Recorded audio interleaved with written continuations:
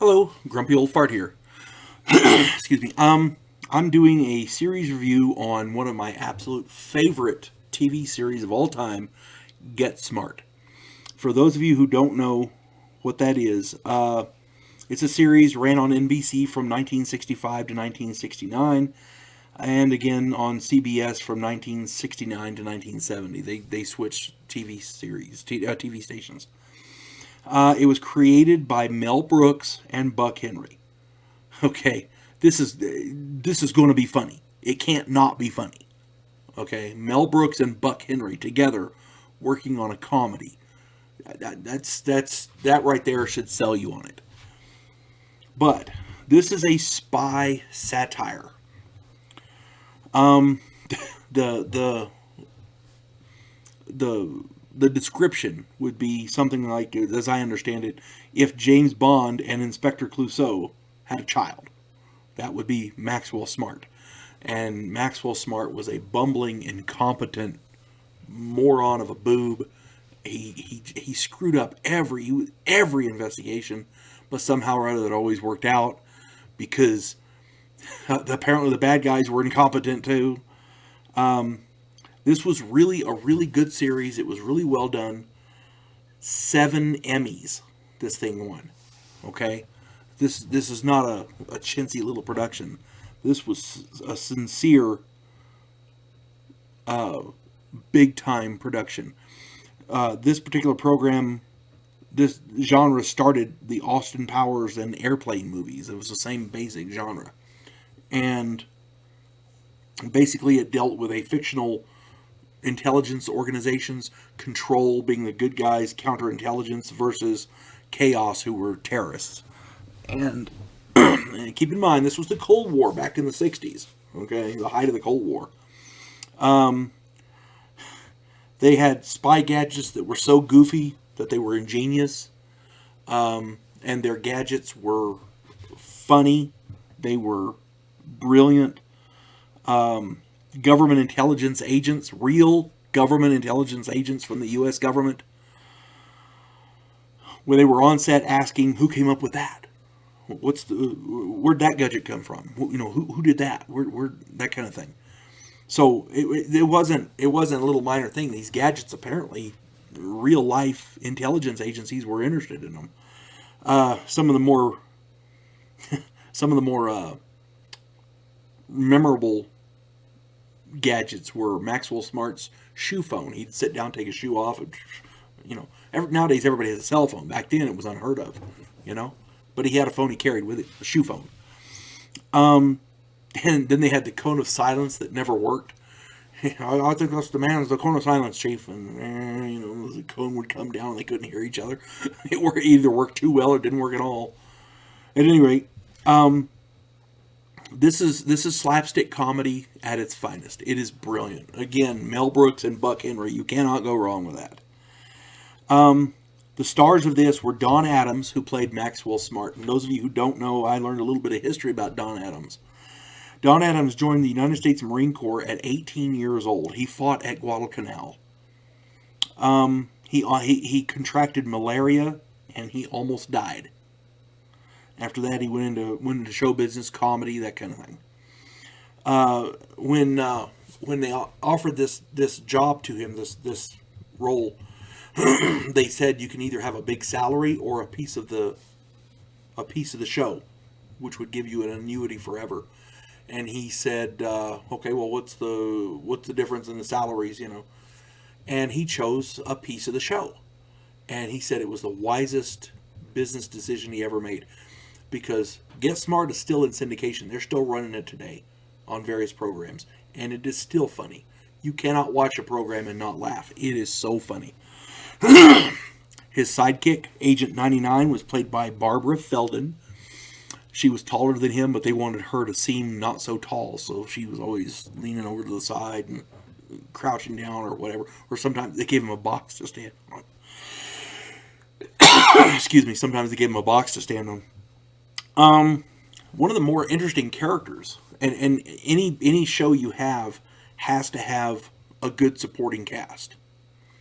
Well, you can't get much better than Edward Platt as the Chief of Control. He he was a serious actor, really serious actor. But they were concerned if he could do comedy or not.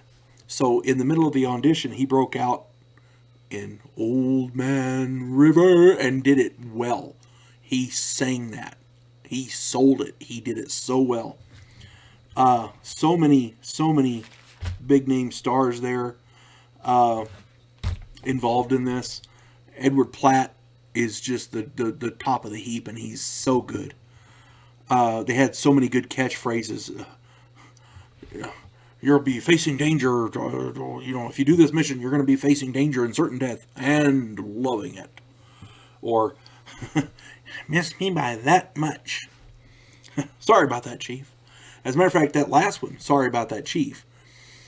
From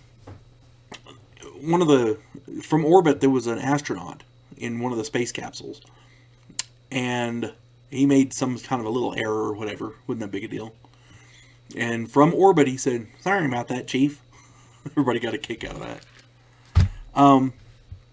They did a movie in 1980 called The Nude Bomb, and it was based on Get Smart, and it crapped out because it wasn't very good.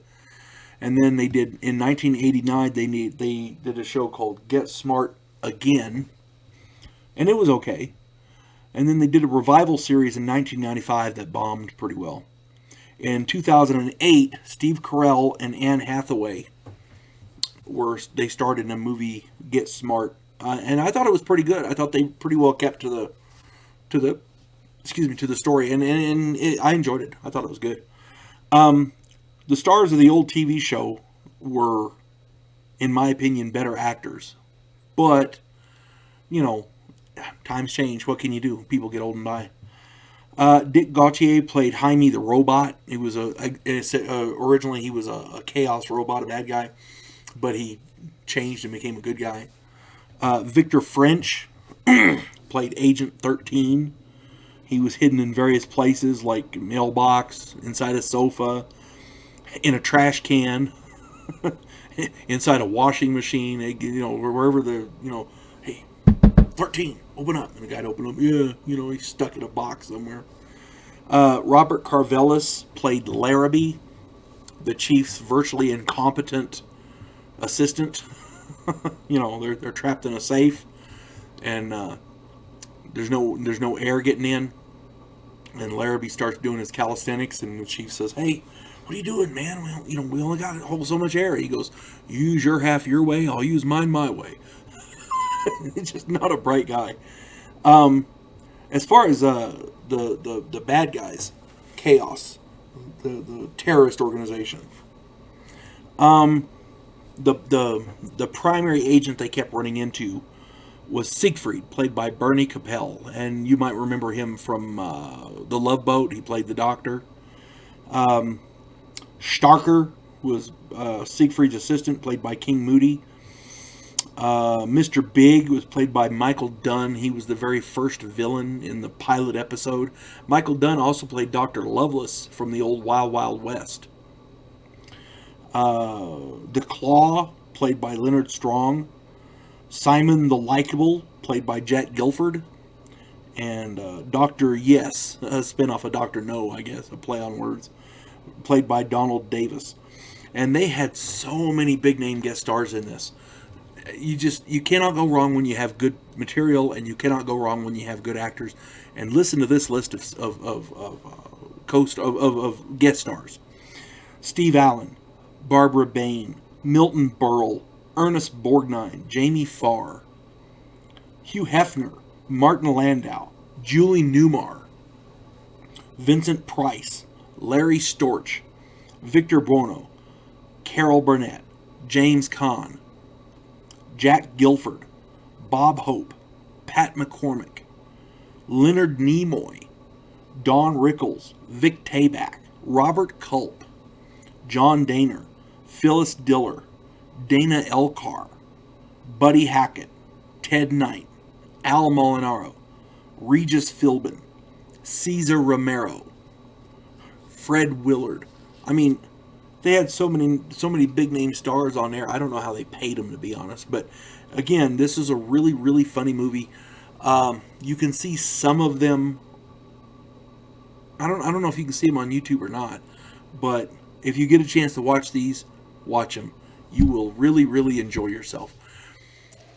I don't think it's possible for you to watch an episode of this and not laugh. If you do, if you can go through an episode of this and not laugh, you're probably not human. You folks have a good day. God bless one and all.